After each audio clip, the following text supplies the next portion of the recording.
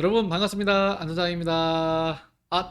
저 아직 전치 6주 진단을 받아가지고 열심히 이 재활을 하고 있는데 손가락이 다 작아서 좀 고생을 하고 있습니다. 그래서 왼손으로 막 세수하고 머리 감다 보니까 상태가 안 좋은 점 이해 부탁드리겠습니다.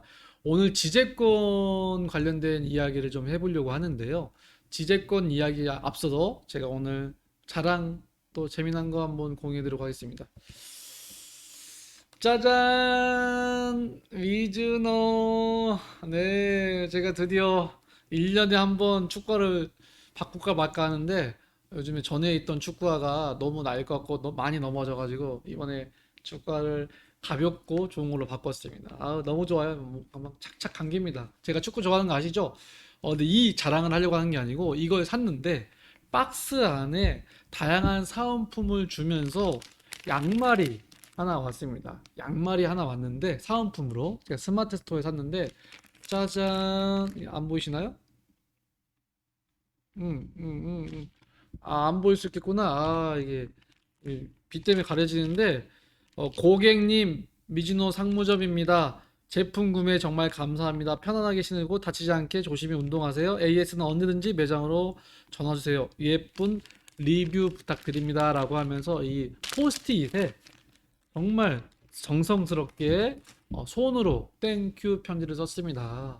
제가 리뷰를 쓸까요, 안 쓸까요? 신발도 마음에 드는데 이렇게 정성스럽게 포스트잇으로 리뷰 써달라고 했기 때문에 리뷰 쓸 예정입니다. 우리가 비록 물건을 구매하지 재고를 보유하지 않는 구매대행이지만 결국 고객 입장에서 생각해 보면 재구매를 할지 안 할지 모르겠으나 단순하게 물건을 사서 보내는 역할을 넘어서 내가 팔았던 소중한 고객들한테 문자를 보내든지 땡큐 카드를 쓰든지 뭐 메시지를 보내든지 안에 고객한테 이렇게 감사의 성의 표시를 하는 것도 하나의 고객한테 좋은 리뷰를 받는 사례 중에 하나구나라고 생각해서 여러분께 공유를 드렸습니다. 구매 대행하신 분들의 장점은 재고를 보유하지 않지만 단점은 소비자의 입장에서는 막상 받아왔는데 사이즈가 안 맞을 수도 있고 색상이 안 맞을 수도 있기 때문에 어떤 CS에 대한 이슈들이 많이 있습니다. 그런 이슈들을 이렇게 먼저 고객한테 다가가면서 대응을 하다 보면 구매 대행이지만 단골 고객도 분명히 생기고 좋은 리뷰도 생기지 않을까 이렇게 생각해서 잠깐 보여드렸고요.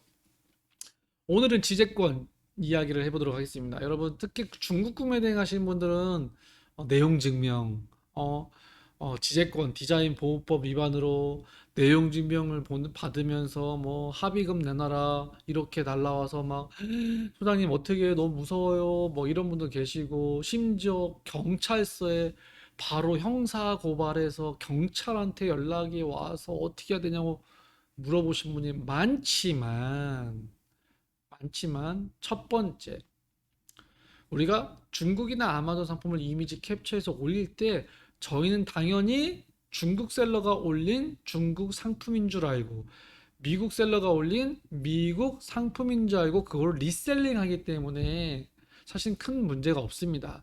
하지만 중국 구매대행의 문제는 저희가 긁어왔던 캡처했던 그 상품이 알고 봤더니 타오바오 셀러가 한국의 지식재산권에 등록된 상품과 이미지를 캡처해서 올려놓고 주문 들어오면 짝퉁을 보내는 게 문제가 되고 그런 상품들은 당연히 지재권에 문제가 되기 때문에 올리면 안 되는데 저희는 당연히 중국 상품이고 미국 상품이기 때문에 이게 한국에 지재권이 있는지 없는지 하나하나 알 수가 없고 또 많은 분들이 반자동 솔루션 쓰기 때문에 이게 뭐 지재권 있는지 알 수가 없습니다. 그러다 보니 한국에서 지재권자가 상표권자가 자기네 상품을 보호하기 위해서 검색해 봤더니 우리 같은 사람들한테 우리가 일부러 이렇게 지재권에 문제 있는 상품들을 파는 줄 알고 본사가 직접 내용 증명을 보내는 경우가 있고 경찰에 고발하는 경우가 있고 법무법인이 그걸 대신해서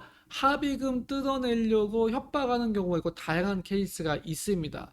이럴 때 저희는 여러분께 어떻게 대응하라고 말씀드리냐면 어쨌든 간에 우리가 몰라서 했지만 그런 내용이 오면 회신을 반드시 보내시고 우리는 구매대행이고 재고를 보유하지 않고 중국 구매대행 상품을 했기 때문에 몰랐다. 그 상품이 문제가 있는지. 그리고 하나도 팔리지 않았다.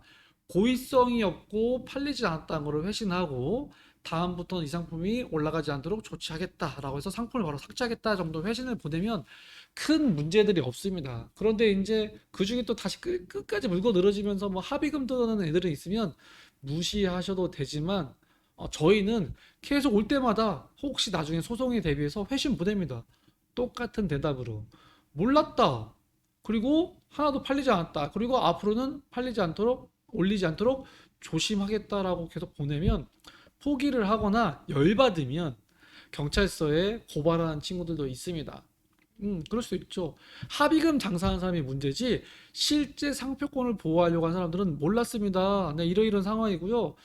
다시는 그러지 않도록 노력하겠습니다라고 하면 웬만해서는 다 끝내는 경우가 있습니다. 실제 상표권자들은. 근데 이제 중간에 이제 그 사비금 장사하려고 하는 분들이 있기 때문에 이런 문제들이 있죠. 제가 최근에 저희가 판매하는 것 중에서도 바로 내용 증명을 보내지 않고 경찰에 고발을 해서 제가 제 인스타그램에 올린 적도 있는데 가서 성실하게 상황을 조사관님한테 말씀을 드렸고 그렇게 해서 조사관들은 제 말이 맞는지를 또 확인하기 위해서 법적 검토를 하시고 또 신고한 측에 그러면 증거 자료 내놔라. 이게 정말로 우리가 이거를 부당이익을 취했는지 고의성 있는지 또 입증도 그들들이 해야 돼요. 그래서 양쪽의 이야기를 들었는데 결국 최근에 내온 내용 어, 저한테 제가 회사 대표이기 때문에 조사받았는데 결국 수사 결과 통지서로 피의자 검찰에 송치하지 않았다. 그리고 공소권 없음에서 저희는 이제 무혐의로 처분됐고요. 주요 내용은 디자인법으로 고소한 고소인 측에서 취소를 했답니다. 그래서 그냥 검찰 넘기지 않고 그냥 마무리됐습니다. 그래서 제가 뭐라? 왜 그러지 해가지고 이제 그 조사관님한테 전화를 해서 아니 취소해서 제가 이해했습니다. 그런데 왜 고소한 사람이 취소를 했는지 혹시 알 수 있나요? 라고 물어봤더니 요지는 문제가 있어서 저희 회사에 연락이 왔고 했을 때 저희 직원 친구들이 받았나 봐요. 그런데 저처럼 대표가 아니니까 대응을 했는데 약간 뭐 대수롭지 않게 그리고 또 기분 나쁘게 뭐 어쨌든 이런 식으로 이렇게 막 말싸움이 좀 말꼬리가 좀 늘어들면서 기분 나빠서 경찰에 고발을 했고 저는 가서 성심성의껏 상황을 다시 설명을 했고 그래서 이제 경찰은 그걸 이해해서 이제 고소인 측에 또 얘기를 했더니 아뭐 그럼 취소하겠다 왜냐면 막 증거자료 제출하고 막 또 출두하라고 하니까 귀찮으신 거죠. 그래서 결국에는 알겠습니다 취소했다고 하셨는데 요지는 이렇게 실제 상표권자가 할 때는 제가 부당이익을 취하거나 막 나쁜 짓 했으면 계속 법적으로 할 텐데 그것도 아니어서 그냥 열받아서 하셨다고 하시더라고요. 그래서 이거는 저희가 CS를 할 때 그렇게 직접 상표권자가 연락이 왔을 때 정말 죄송해요 몰랐습니다 이러이러하니까 다음부터 안 할게요 해서 잘했으면 경찰에 고발하지 않았을 상황 케이스였던 거고요. 실제 법무법인에서 상표권 장사를 하기 위해서 합의금 장사를 하기 위해서 내용 증명을 받는 경우도 똑같이 이렇게 우리는 구매 대행이었고 몰랐고 고의가 아니고 안 팔았어 그리고 내렸어 더 이상 하지 않을게라고 충분히 회신하시면 그것도 충분히 대처가 가능합니다. 민사나 형사의 차이인데요. 이런 법무법인에서 나오는 건 민사고요. 경찰에 고발하는 건 형사입니다. 형사는 혐의가 있으면 검찰에 넘어가고 검찰에서도 조사해서 혐의가 있으면 벌금 정도가 나오고 아니면 혐의가 없으면 불기소 치고 하는데 대부분 경찰서에서 마무리되는 경우가 많이 있습니다. 그래서 민사냐 형사냐에 따라 다릅니다. 법무법인에서 나오는 것들은 민사, 합의금 장사, 경찰은 형사. 근데 민사보다 형사가 더 무섭죠. 뭐 벌금 나오고 하니까. 어쨌든 간에 많은 분들이 뭐 내용 증명 날라와서 겁먹고 하시는데 전혀 겁먹지 마시고 있는 그대로 소명을 하시면 되겠습니다. 그래서 너무 쫄지 마셔라 이 말씀 드리려고 제가 상표권 이야기 했습니다. 저희는 아무래도 이런 상품들이 많기 때문에 내용 증명도 많이 오고 상표권에 대한 그 어떤 리스트들도 많이 있습니다. 조만간 또 제가 다른 데 가서 또 다른 상표권으로 가서 조사를 받아야 되는데 가서 또 경찰서에서 성실하게 조사를 임하시면 큰 문제가 없을 거니까 너무 겁먹지 마시고 구매된 사업 자신 있게 하십시오. 자, 요즘에 저희가 해외 구매 대행할 때 점점점 이제 경쟁자가 늘어나고 부업하시는 분들 많이 있잖아요. 점점점 이제 아이템에 대한 고민과 함께 마케팅에 대한 고민들도 하셔야 된다 이 말씀 드리잖아요. 그래서 저희가 카페에도 요즘에 제가 이번에 처음이자 마지막일지 모르겠습니다. 스마트 스토어 쿠팡 상위 노출하는 방법들도 공개한 내용들도 카페에 있으니까 한번 더 보시고 올 하반기에는 우리 글로벌 셀러분들 중에 한국 물건 해외 파는 쪽에 대한 선물과 함께 또 자꾸 자동화 해외 구매 등 자동화 수익, 자동화 마케팅 이런 분들이 좀 궁금한 게 많이 있어서 저희가 또 준비한 게 여러 가지가 있으니까 늘 응원해 주시고 믿어주신 만큼 글로벌셀러 창업연구소 회원분들과 함께 성장할 수 있도록 해서 노력하도록 하겠습니다. 카페에 자주 나와주시고 또 이 제가 어그로 이런 거 잘 못하다 보니까 유튜브 구독자 많이 안 늘어났는데 괜찮습니다. 진성 회원만 있으면 되니까 그럼에도 불구하고 좋아요, 구독, 댓글 부탁드리도록 하겠습니다. 다음에 또, 저 백신 맞았습니다. 백신. 네.